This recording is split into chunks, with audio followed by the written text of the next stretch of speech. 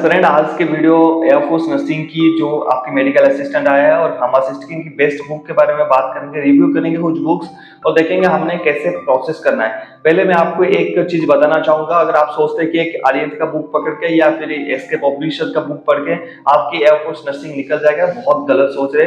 अगर ऐसा होता, ट्रस्ट मी गाइस, आज पता नहीं कितने इंडिया में ऐसे लाखों करोड़ों लोग इंडियन एयरफोर्स में बैठे होते हैं। यहाँ पर आपको चाहिए मेहनत और एक्स्ट्रा वर्क बहुत जरूरी है, क्योंकि आपकी पोस्ट लगभग 130 है, जिसमें 30 फार्मासिस्ट की पोस्ट और 100 आपकी पोस्ट है। वहां पर 100 पोस्ट के लिए कंपटीशन करेंगे लगभग 15 से 20 हजार बंदे, और उनमें से सिर्फ 100 को ही सीट मिलेगा। तो क्वेश्चन ऑफ डिफिकल्टी लेवल हल्के में नहीं लेना, आपको मॉडरेट टाइप का क्वेश्चन मिल जाएगा। बहुत ज्यादा टफ नहीं मिलेगा, बहुत ज्यादा लो नहीं मिलेगा, मॉडरेट टाइप का क्वेश्चन आपको मिलेगा। इसीलिए क्योंकि मैंने आपको बताया सिर्फ एक टाइप का बुक पढ़ के आपके कोई भी क्लियर नहीं होगा। हाँ, मैं आपको कुछ चीजें सजेशन कर सकता हूँ, उससे आपकी एग्जाम जरूर क्लियर हो जाएगा। पहली बात तो बुक में जाने से पहले सबसे पहले आपने क्या करना है, आपको एग्जाम पैटर्न और सिलेबस दोनों आपकी क्लियर होना चाहिए माइंड में। सिलेबस मैंने आपको कल वीडियो में बताया था, आप जाके वो वीडियो देख सकते हैं और वहीं से आप पहले सिलेबस को नोट डाउन करिए। सिलेबस अगर आपने नोट डाउन यहाँ पर कर लिया है तो यहाँ पर काम करिए, बैठिए, पेन और पेपर लीजिए दो। वहां पर पेन और पेपर में एक पेन रेड में लिखिए और एक ब्लैक में लिखिए। वहां पर लिखिए कि आपको कौन से सब्जेक्ट ऐसा है जो आप सब्जेक्ट पहले से पढ़े हुए और थोड़े से कॉन्फिडेंट है, उस सब्जेक्ट को लिखिए। उस टॉपिक से उसको बाहर से निकालिए, निकालने के बाद उसको चिपकाइए और उसको लिखिए। आप कोई भी पेन ले लीजिए, दूसरा एक पेन कलर की पेन लीजिए। जिस टॉपिक में आप बिल्कुल कॉन्फिडेंट नहीं है, बिल्कुल वीक है, उसकी एक साइड में लिखिए और चिपकाइए सामने। ठीक है, आपकी पहले एक सिलेबस हो गया पूरे का। उसके बाद एग्जाम पैटर्न हो गया, आपके सामने होना चाहिए, जहां पर आप बैठते हैं, जहां पर आप पढ़ते हैं, कहीं भी आपके सामने हो गया। पहले आपकी एग्जाम पैटर्न हो गया, फिर सिलेबस हो गया, पूरे का सिलेबस हो गया। उसके बाद आपकी सिलेबस जो आपको आता है उसकी, और जो आपको नहीं आता है बहुत ज्यादा पढ़ना पड़ेगा, बहुत ज्यादा मेहनत करना पड़ेगा, ये आपको एक पर्चे में लिखना है। तो 4 पर्चे आपके सामने हो गए। अभी मान लीजिए मैं एक एयरफोर्स का नर्सिंग या फिर फार्मासिस्ट असिस्टेंट हूँ, कोशिश कर रहा हूँ उसके लिए। तो यहाँ पर देखिए, ये मैं इसके लिए नहीं बता रहा हूँ कि आप लोग की भर्ती आया हुआ है, आगे भी भर्ती आएगा तो वीडियो आपको बहुत वैल्यूएबल करेगा। ठीक है, आप कोई भी भर्ती आए, सेम प्रोसेस तो रहने वाला है ना, सेम सिलेबस तो रहेगा, कोई भी स्टेट हो, बात तो बराबर ही है। तो इसलिए क्या करना है, आपने इस वीडियो को शेयर कर लेना, दोस्तों के साथ शेयर पक्का करना। हमारा एक ऑफिशियल टेलीग्राम चैनल है जिसका नाम है आर्मी सर ऑफिशियल। आपके जैसे 2000 कैंडिडेट जुड़ चुके हैं, हम अभी उसको बंद करने वाले हैं क्योंकि हम 2000 को चाहते हैं पढ़ाने के लिए, तो फ्री में। और आप चाहे तो अभी ज्वाइन कर सकते हैं, कुछ सीटें आपके लिए खाली है। और वीडियो को एक लाइक और चैनल को लगता है यूजफुल तो सब्सक्राइब कर लेना। यहाँ पर आपके 4 पर्चे हो चुके हैं। यहीं से आपने क्या करना है, प्रीवियस ईयर का क्वेश्चन पेपर एक उठाना है, जो कि हमारे चैनल में आपको मिल जाएगा। चाहिए गूगल में सर्च करिए previous year air force medical assistant question by army sir official channel.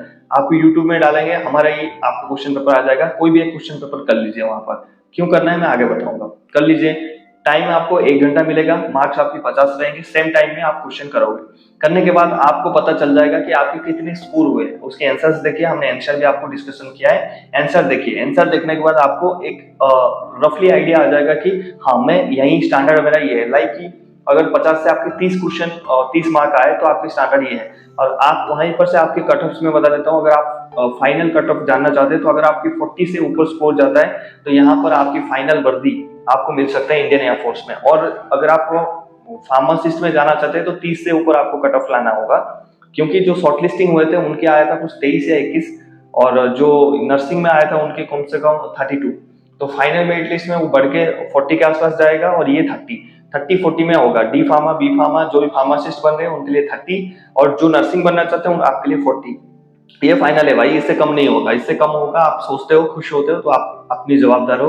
मेरा क्या है, मैं तो वीडियो में बोल के चला जाऊंगा। नौकरी मिलना सिचुएशन आप लोग के हाथ में है, जैसे करोगे ऐसे मिलेगा। तो 40 आपकी, 40 और 30 ये आपके कट ऑफ हो गए। आपके कट ऑफ वहीं पर सामने लिख लीजिए, थोड़ी सी बढ़ा के भी लिख सकते हैं आप। 45-35 कट ऑफ लेके चल सकते हैं। हमेशा ध्यान रखना, नेगेटिव मार्किंग हमने लेना नहीं है। जितने क्वेश्चन आता है कोशिश करेंगे सारे क्वेश्चन का आंसर वहां पर देने के लिए, लेकिन जो नहीं आता है उसको अवॉइड करेंगे, क्योंकि हम नहीं चाहते हमारा मार्क्स कटे। जितना आ रहा है आने दीजिए। ये हो गया, आपके अपने सिलेबस पढ़ लिया। यहाँ पर क्वेश्चन कौन सी टाइप की आता है देखिए, आप 9th 10th 11th ये तीनों टाइप के क्वेश्चन वहां पर मिलेगा। 12th के क्वेश्चन मिलेगा। जो ये जो बुक होते हैं एनसीईआरटी आपकी बुक होता है सीबीएस पैटर्न का, वो बुक ले लीजिए, वहां से पढ़ना शुरू करिए। जो जो सिलेबस मैंने आपको बताया एनसीईआरटी का बुक ले लीजिए, वहां से पढ़ना शुरू करिए। उसके बाद आर्यन पब्लिकेशन का एक बुक आता है, वो रिकमेंडेड है, लेकिन मैं यहाँ पर आपको एक डिस्क्लेमर देना चाहूंगा, यहाँ से 20%, 10%, 15% और या फिर 25% क्वेश्चन आपके आ सकता है यहाँ से। आप अगर सोचोगे 100 to 100% क्वेश्चन आएगा, नहीं आता है। कोई भी बुक से इतना क्वेश्चन नहीं आता, ऐसे होता तो सब कर लेते ना। सॉरी। तो यहाँ पर देखिए आपकी क्वेश्चन आर्यन से आपने बुक खरीद लिया, साथ में आप आर्यन के साथ जो आपको मैं स्क्रीन में भी दिखा रहा हूँ, एक आप सैंपल पेपर खरीदेंगे मॉक टेस्ट पेपर का, जो आप हर दिन देंगे।